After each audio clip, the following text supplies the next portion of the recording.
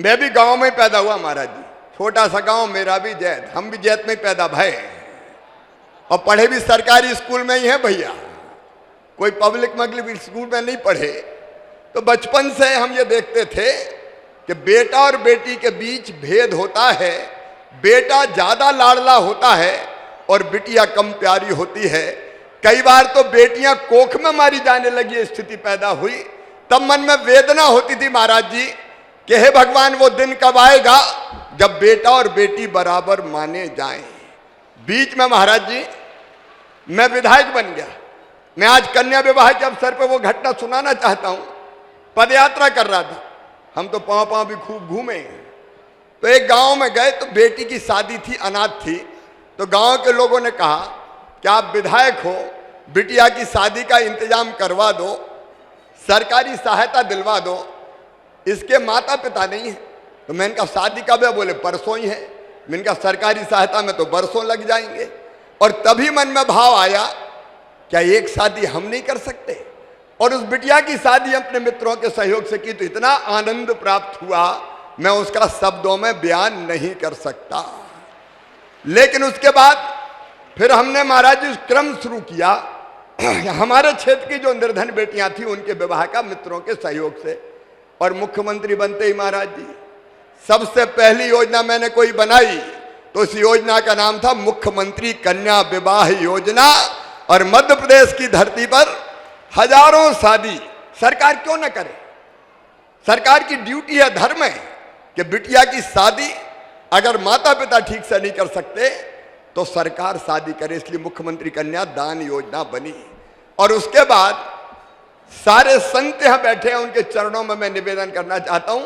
लाडली लक्ष्मी योजना बनी जिसमें तय किया कि मध्य प्रदेश की धरती पर कोई बिटिया पैदा होगी तो वो लखपति होगी, लखपति, बोझ नहीं बनेगी, वरदान बनेगी।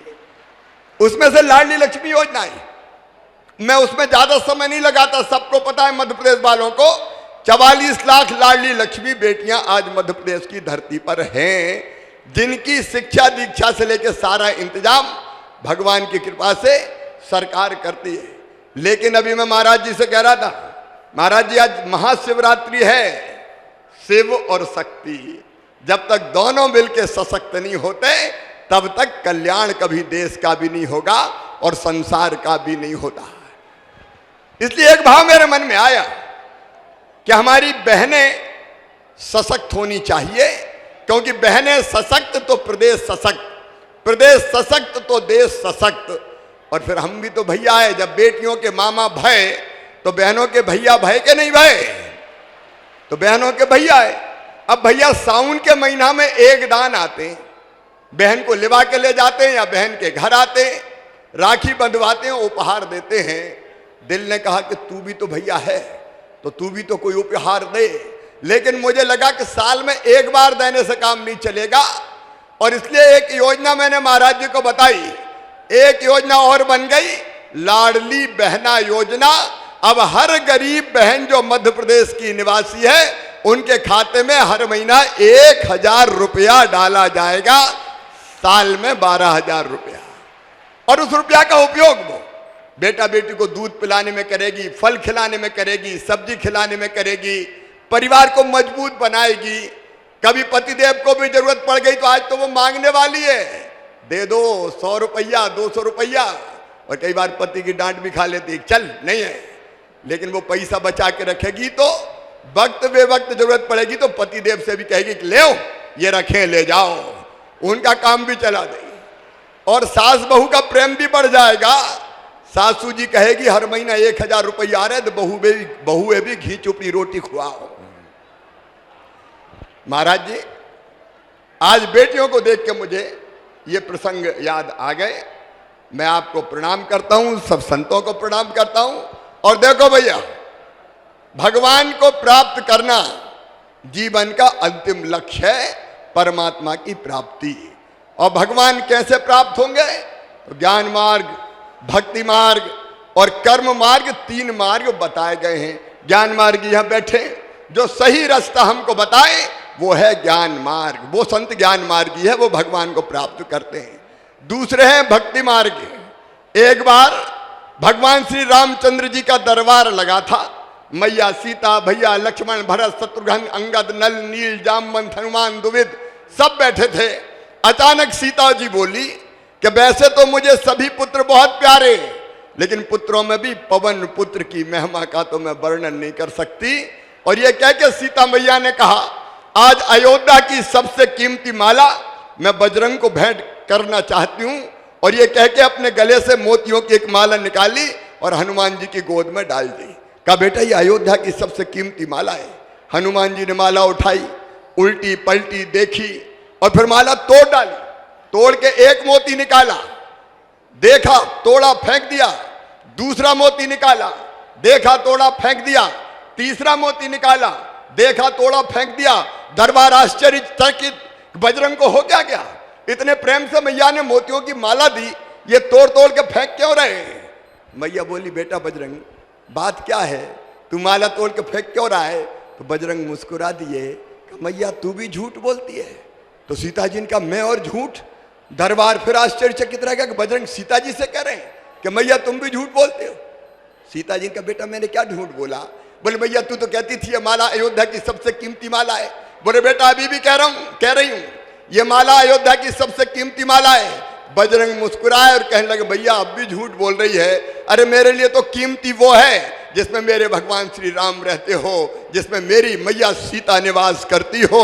और मोती तोड़ तोड़ के देख रहा हूं, ना तो कहीं भगवान राम दिखाई दे रहे, ना मैया सीता दिखाई दे रही है, इसलिए बेकार समझ के फेंक रहा हूं। एक खड़े हो गए दरबार में, बजरंग क्या उसी चीज से प्यार करते हो जिसमें भगवान राम और सीता रहते हो? बोले हाँ। तो बोले, शरीर से प्यार करते हो कि नहीं? बोले, सब करते हैं, मैं भी करता हूं। तो कहा, बताओ तुम्हारे शरीर में कहां राम और सीता है? तो कहते हैं, भरे दरबार में बजरंग ने सीना चीर दिया और सारे दरबार ने देखा कि भगवान राम और सीता हनुमान जी के हृदय में विराजमान थे। यह है भक्ति मार्ग। इस पे जो चलते हैं वो भगवान को प्राप्त होते हैं। लेकिन भैया अपन ठहरे ग्रस्त, गरीब, मध्यम वर्गीय, तो एक मार्ग और संतों ने बताया, वो है कर्म मार्ग। जिसकी तरफ जो काम तय है वो मेहनत ईमानदारी से करते चलो, भगवान मिल जाएंगे।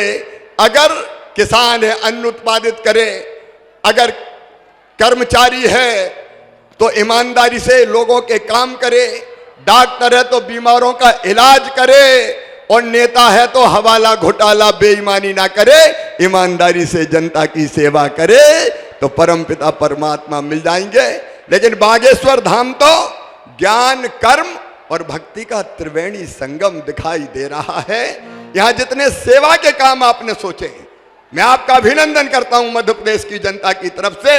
आपका संकल्प है गौशालाओं का किसान भी गाय बांधे, केवल गौशाला नहीं, आपका संकल्प है धर्म के प्रचार का, कैंसर हॉस्पिटल का, ये पवित्र संकल्प है।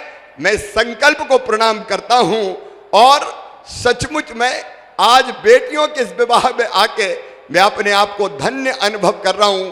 अपनी बेटियों को, भांजियों को मैं आशीर्वाद भी देता हूं। आशीर्वाद तो संत देंगे, मैं तो यही कहता हूं, मामा की दुआएं लेती जा, जा तुझको सुखी संसार मिले। ये हमेशा सुखी रहें, इनका मंगल हो, इनका कल्याण हो, कभी तुम्हारे पांव में भी कांटा ना गड़े। बालाजी भगवान से भी यही प्रार्थना करते हुए मैं अपनी बात समाप्त करता हूं।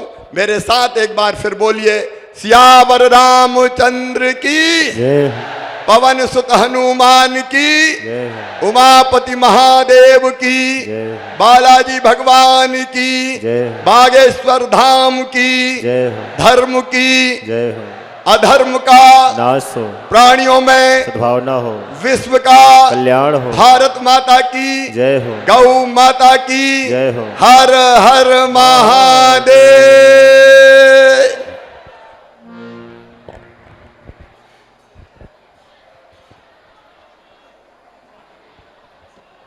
हेलो, बहुत धन्यवाद आदरणीय मुख्यमंत्री जी, आपने बेटियों को आशीर्वाद देने के लिए इस आयोजन में समय निकाला। और अब